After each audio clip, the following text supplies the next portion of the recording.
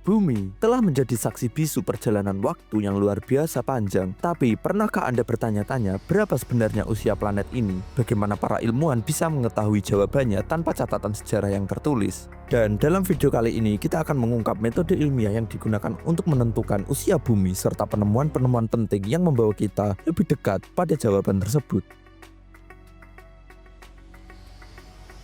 Mempelajari usia bumi bukan sekedar menggali masa lalu. Ini adalah upaya untuk memahami asal-usul kita sendiri dan bagaimana kehidupan dapat muncul dari materi tak bernyawa. Namun tak seperti usia manusia yang bisa diketahui dari akte kelahiran, bumi tidak menyediakan dokumen resmi, tak ada prasasti atau fosil yang menandai hari kelahirannya. Maka ilmuwan harus menjadi detektif, menelusuri jejak waktu lewat batuan, logam, dan mineral. Salah satu kunci utamanya, radioaktivitas.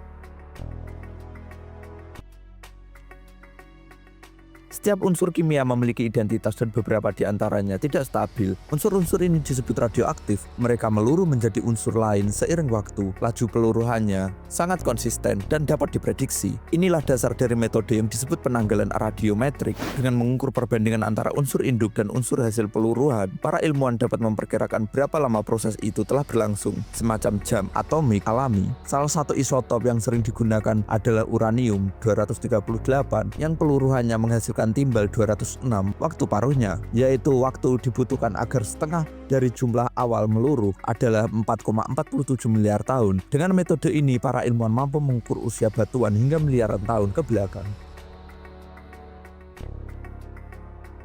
Bumi adalah planet yang dinamis, gunung naik dan runtuh, sungai mengikis lembah, lempeng tektonik bertabrakan dan menciptakan benua. Akibatnya, sebagian besar batuan tertua telah hancur atau terdaur ulang oleh proses geologi. Namun beberapa batuan kuno berhasil bertahan. Salah satu contohnya adalah batuan Akasta Gneiss di Kanada. Usianya diperkirakan mencapai 4,3 miliar tahun. Dan yang lebih tua lagi adalah kristal zirkon dari Jack Hills, Australia Barat yang diperkirakan berusia 4,4 miliar tahun. Namun apakah itu berarti bumi terbentuk 4,4 miliar tahun yang lalu? Belum tentu. Bisa jadi batuan-batuan ini terbentuk setelah planet ini selesai mendingin dan mengalami pembentukan kerak.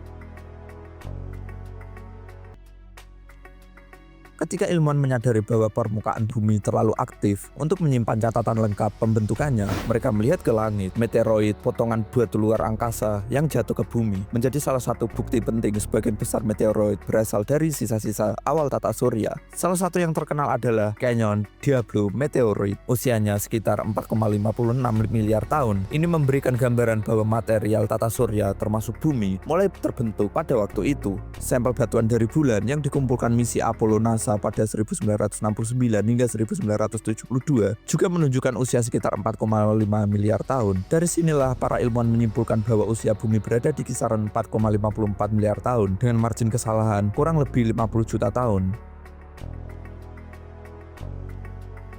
Satu data tidak cukup dalam ilmu pengetahuan, oleh karena itu ilmuwan memverifikasi perkiraan usia bumi dengan berbagai metode dan sampel berbeda. Batuan tertua meteoroid dan sampel bulan semuanya mengarah ke angka yang sama. Ini memberikan keyakinan bahwa metode yang digunakan valid. Penelitian isotop timbal oleh Claire Patterson pada tahun 1956 adalah salah satu tonggak besar yang menggunakan teknik radiometrik pada meteoroid dan menghasilkan angka 4,50 miliar tahun. Temuannya saat ini menjadi dasar konsensus ilmiah yang bertahan hingga hari ini.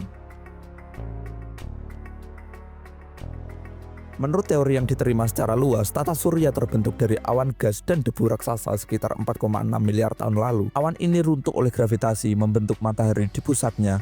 Sisa material berputar dan berkumpul membentuk planet-planet termasuk bumi. Pada masa awalnya bumi masih berupa bola magma, panas, dihujani meteoroid dan tidak memiliki atmosfer layak huni. Baru setelah proses pendinginan dan pelepasan gas dari dalam, terbentuklah lautan dan kemudian atmosfer. Usia bumi yang kita ketahui hari ini bukanlah usia kehidupannya, melainkan usia materi padat pertama yang menyusun planet ini. Mengetahui usia bumi bukan hanya soal rasa ingin tahu. Ini adalah fondasi dari berbagai cabang ilmu geologi, paleontologi, astrobiologi, bahkan perubahan iklim. Tanpa angka yang akurat kita tak bisa membangun garis waktu sejarah bumi. Kapan benua terbentuk, kapan atmosfer berubah, kapan kehidupan muncul. Dengan memahami bahwa bumi telah mengalami miliaran tahun perubahan, kita bisa menilai betapa mudahnya umat manusia dan betapa pentingnya menjaga planet ini.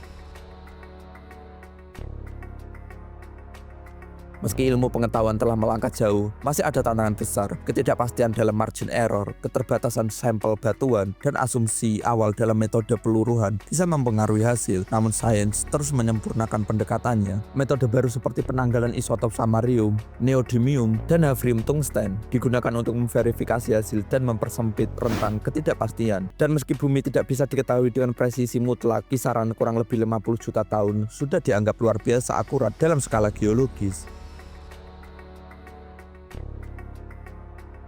4,5 miliar tahun, sebuah angka yang sulit dibayangkan. Namun angka ini mewakili kisah luar biasa tentang debu bintang yang menjadi planet, tentang lautan yang muncul dari magma, dan tentang kehidupan yang tumbuh dari ketidakmungkinan. Bumi bukan hanya tempat tinggal kita, tapi juga saksi bisu dari perjalanan waktu. Dengan memahami usianya, kita memahami sebagian dari jati diri kita sebagai manusia. Dan terima kasih telah menyaksikan video ini. Jangan lupa untuk like dan subscribe, dan sampai jumpa.